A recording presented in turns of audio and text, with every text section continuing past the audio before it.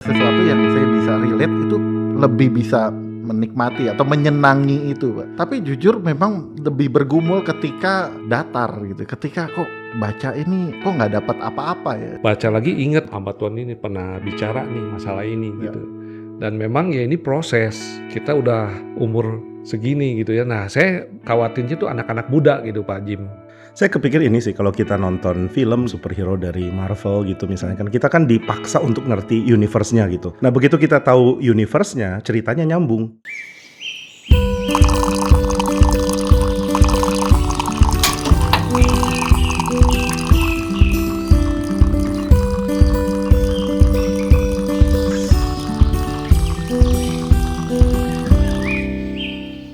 Selamat pagi Pak Jimmy. Pagi Pak Sam. Selamat pagi juga Pak Yandi. Pagi Wah, Pak Sam. ini udah lama kita nggak ngobrol-ngobrol pagi-pagi ini. Ngobrolnya ringan apa berat nih enaknya pagi-pagi gini ya? Yang ringan saja. Oh, yang ringan saja. Yang berat sama Pak Jim. Oh, yang berat sama Pak Jimmy. Maksudnya? Ada Q berat badan atau? Pak Yandi, apa kabar nih Pak Yandi? Baik, baik. Udah sehat lagi Pak? Sudah semangat. Sehat. Sepedanya baik-baik aja Pak? Nah itu dia, sampai sekarang masih di bengkel. Oh gitu. Orangnya udah sembuh. Tapi Pak Yandinya baik-baik ya? Lumayan, Ya. lumayan. Pesepeda amatir dengan cedera profesional. Ada baret-baret dikit lah ya. Wah, ini termasuk yang sini Pak Iya ya? betul. Tapi sebulan nanti bersih lagi. Limingo. Oh, ya tapi ini kalau bicara pagi-pagi gini ini memang kadang-kadang pinginnya kita bicara yang ringan-ringan ya. Tapi yang sekali-sekali yang agak-agak mendalam juga nggak apa-apa ya. Boleh. Pagi ini kita coba ngomongin soal menafsir Alkitab nih. Sebenarnya sepenting apa seorang Kristen memiliki kemampuan untuk menafsir Alkitab? Kalau saya boleh soroti dari sudut pandang yang agak lain ya, sebenarnya kan tugas menafsir Alkitab itu Tuhan berikan ke orang Kristen secara komunal. Ya. Jadi ya gereja gitu. Jadi satu orang Kristen harus menafsir Alkitab, tapi dia nggak mungkin lakukan itu tanpa ada komunitas penafsir gitu. Jadi ada gereja, ada pengajar, ada hamba Tuhan, tempat kita diskusi, bertanya. Ya jujur kita kalau sendiri juga baca Alkitab kadang-kadang ya benar-benar subjektif kita sendiri gitu. Kadang-kadang kalau menafsir Alkitab untuk konsumsi pribadi mungkin nggak ada beban lah. Tapi kalau udah jadi pelayan tuh jujur ngeri Pak. Apalagi saya ingat ada satu ayat di Alkitab yang mengatakan kalau menyesatkan itu bisa lebih batu baik kilangan itu diikat ya? kakinya dengan batu kilangan dilempar. Kalau kita lihat dari sudut pandang, mungkin bukan tanggung jawab ya, tapi kesenangan baca itu harus ada kesenangan dulu ya, di ya. semua. Ya. Saya pikir ya kalau Menarik. kita bisa lihat Alkitab dari cara lain, misalnya lihat itu sebagai cerita, Ya. itu akan sangat menolong sih.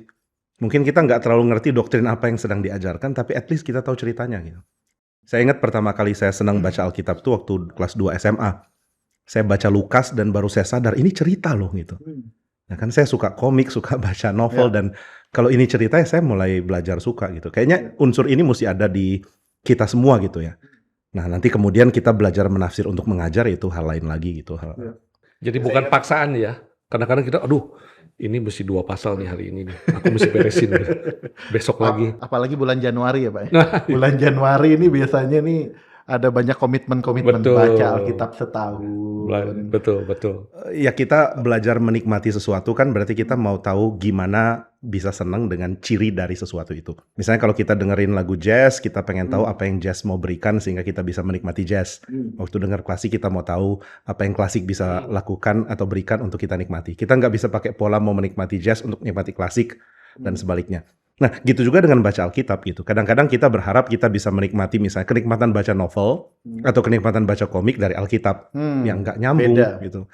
Jadi memang di satu sisi harus ada ketekunan yang tadi baca 2 pasal per hari. Di sisi lainnya kita mulai menikmati ceritanya paling enggak. Ada tokoh ini, terus ada ini, ada kejadian gini, dan banyak kali ya waktu kita refleksikan apa yang Alkitab ceritakan itu seperti menolong kita untuk lihat real life gitu, hidup kita yang sekarang ini. Ada yang menipu di Alkitab, kita sadar dunia ini penuh orang yang menipu. Ada tokoh utama yang berdosa dan kita sadar saya juga berdosa gitu.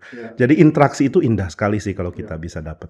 Salah satu momen-momen di mana saya lebih menikmati Alkitab adalah ketika relate sama saya. Ini agak egois sih Pak alasannya Pak ya. Jadi ketika baca, wah iya ini ini jawaban pergumulan ini gue banget. Pas jatuh Ini- di sepeda nih, waduh, baca Ba- Mazmur. Bacanya Mazmur. Mazmur langsung menguatkan gitu ya. Bukan baca Masuk Wahyu, sekali Pak. gitu ya. Baru Mazmur pasal namanya, waduh, Tuhanku Menguatkan. begitu baik gitu ya, Begitu menguatkan. baca Tuhan tidak membiarkan jatuh tergeletak. Saya jatuh tergeletak sih. Tetapi nggak sampai parah, Oh, tidak Pak. sampai oke. Ada yang menopang, Pak. Iya, jadi ketika ada sesuatu yang saya bisa relate itu lebih bisa menikmati atau menyenangi itu, Pak. Tapi jujur memang lebih bergumul ketika datar gitu. Ketika kok baca Alkitab kok nggak dapat apa-apa ya. Dan- Tetapi ada keinginan, apa sih yang saya dapat gitu, pengen tahu gitu ya. Saya baca ini apa sih, diulang lagi gitu, biasanya gitu. Dan pasti ada dapat sesuatu sih. Saya kepikir ini sih kalau kita nonton film gitu, misalnya nonton film superhero dari Marvel gitu misalnya, kan kita kan dipaksa untuk ngerti universe-nya gitu. Ada planet lain yang ada ininya, ada dewa yang ternyata alien gitu yang datang ke bumi dan lain-lain. Nah, begitu kita tahu universe-nya, ceritanya nyambung. Nah, mungkin kita mesti belajar ada Exodus universe gitu, ada Mazmur universe. Jadi ada dunia yang kita coba selami gitu. Itu menarik sih. Jadi kita ini dibawa keluar dari dunia kita untuk menikmati ada konteks yang lain, ada dunia lain yang ternyata juga ya sangat perlu untuk kita dalami. Nanti setelah kita keluar baru bisa nyambung gitu. Jadi waktu kita nggak terlalu ingin nyambungin, Ya.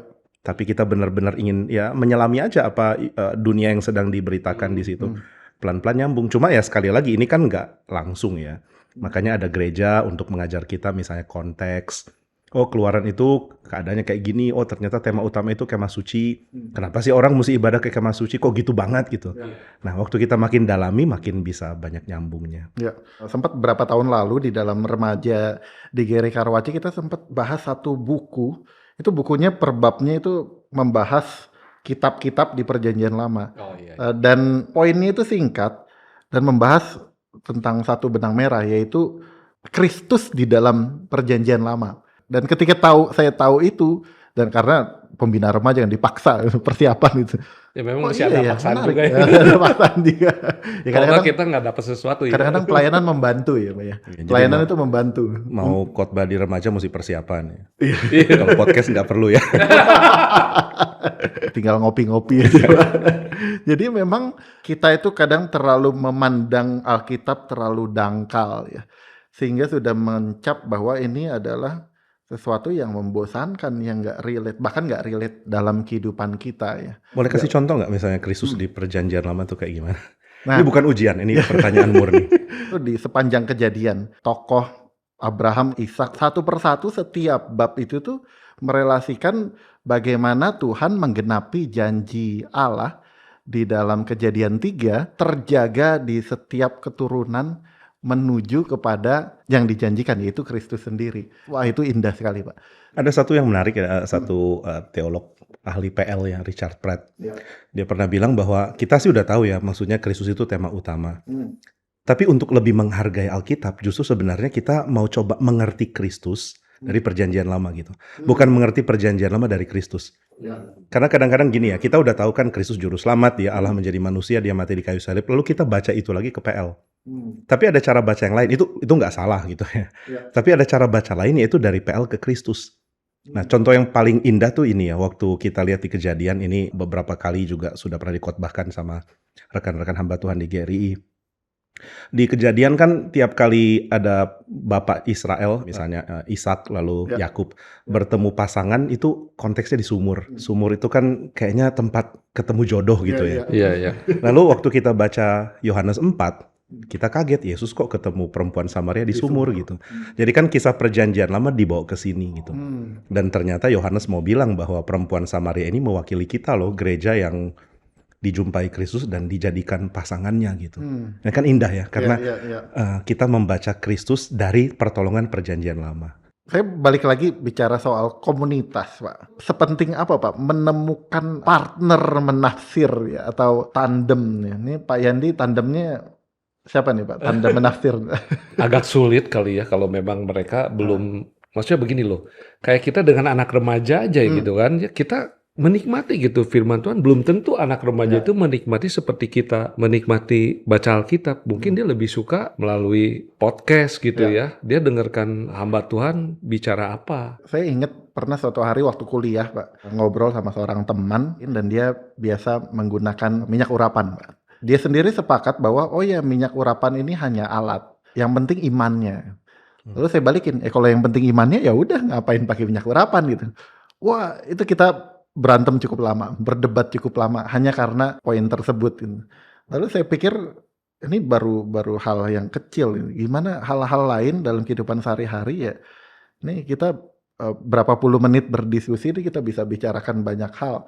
Dan saya nggak kebayang kalau kita punya prinsip yang berbeda-beda ini mungkin. Kita punya Pak, KTB gimana, sering Pak? diskusi gitu ya. Dan mereka nggak dari gereja kita gitu, di gereja yang lain gitu. Dan memang malah kitanya yang lebih banyak bicara gitu. Karena mereka sendiri juga nggak terlalu mau mendalam hal seperti itu gitu. Kalau hal yang spektakuler gitu, wahyu gitu, wah seneng dia gitu, wah dia mau tuh bahas, wah ini begini-begini. Nah kitanya yang kedodoran gitu kan, karena kita tidak bisa menafsir wahyu itu berdasarkan apa yang Alkitab katakan seperti itu gitulah, seperti itu loh Pak Jim. Tapi problemnya ini ya, kita selalu pikir bergaul ya kita kumpul, ada komunitas, ada teman. Tapi kita kurang sadar tentang pergaulan antar generasi atau antar zaman gitu. Nah gereja kan nggak baru sekarang ada nih, gereja udah dari dulu. Nah sangat penting sih untuk gereja juga punya dalam tanda kutip ya sahabat yang udah tua gitu. Misalnya kita bersahabat dengan Calvin, dengan Agustinus, yang udah pernah ngomong tentang hal ini kan. Mereka udah pernah bicara tentang apa itu menafsir Alkitab, dan mereka kasih sumbangsi. Nah ini kalau gereja tangkep, lalu gereja bagikan ke jemaat kan langsung tercerahkan gitu. Saya lihat sih miss-nya di situ ya. Gereja jadi sombong dan nggak mau belajar dari masa lalu. Harus lewat gereja, Pak. Ya kan kalau saya bilang gereja kan berarti misalnya kalau kita bilang Calvin tulis buku ini kan ada dalam treasure-nya sejarah gereja gitu ya. Jadi ya gereja sebagai komunitas lah maksudnya. Kita orang Kristen ini nggak bisa cuman kita doang. Kita mesti belajar dari pendahulu yang udah nggak ada gitu. Ada buku saya lupa siapa yang tulis ya, ini cukup unik judulnya itu, membaca Alkitab bersama dengan mereka yang sudah mati. Reading the Bible with the Dead gitu. Seru juga tuh. Bukan film horor, Pak. Bukan buku horor ya, Pak. Bukan ghostwriter ya. Kita belajar dari orang-orang puritan, orang-orang suci yang sudah Yang lama duluan atau- ya, yang kita Dan bisa enggak- belajar.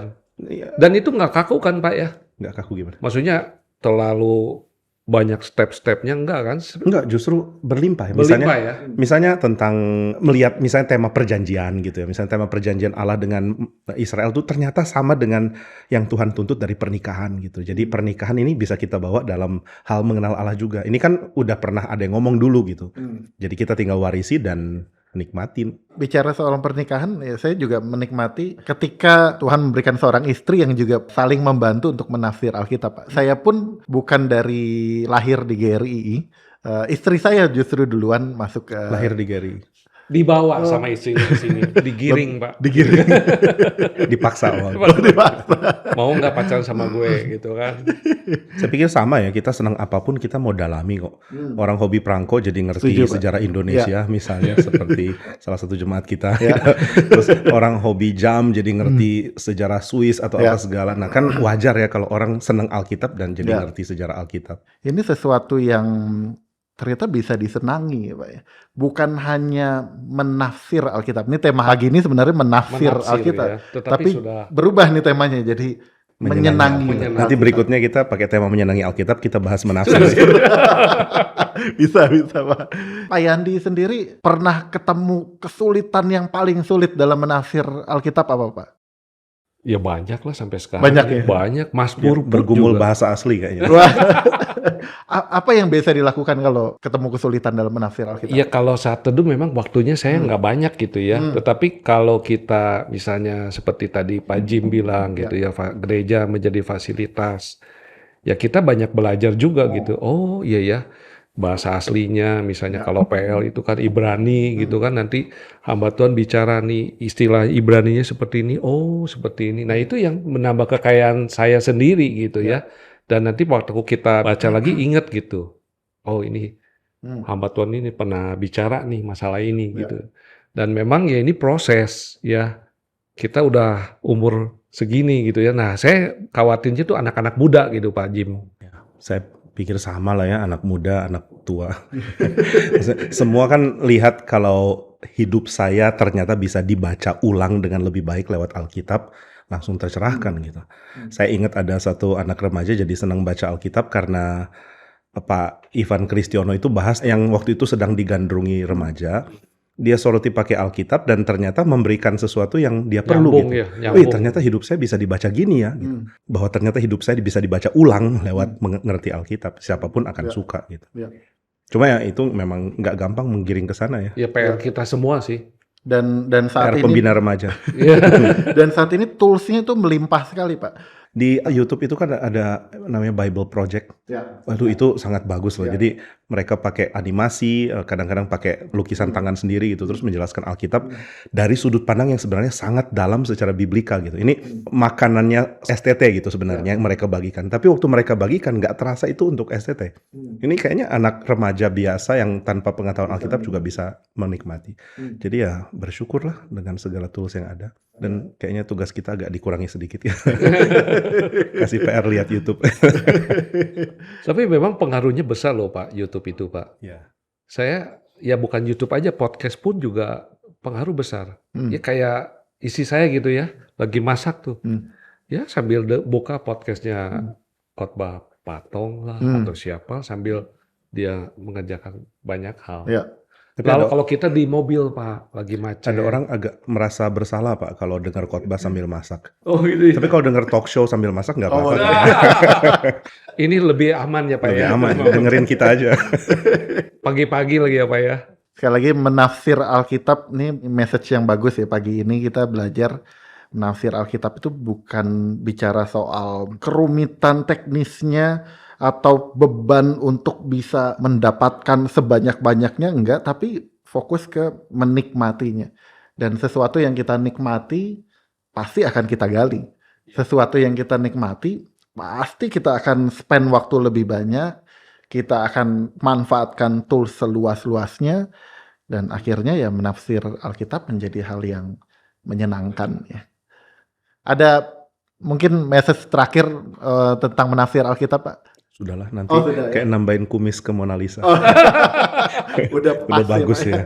Oke, thank you Pak Jimmy, Pak Yandi. Kita ngobrol-ngobrol nanti di dalam morning Ini coffee seru berikutnya. nih, coffee morning. Ini yang bayar siapa nanti? Oh, iya.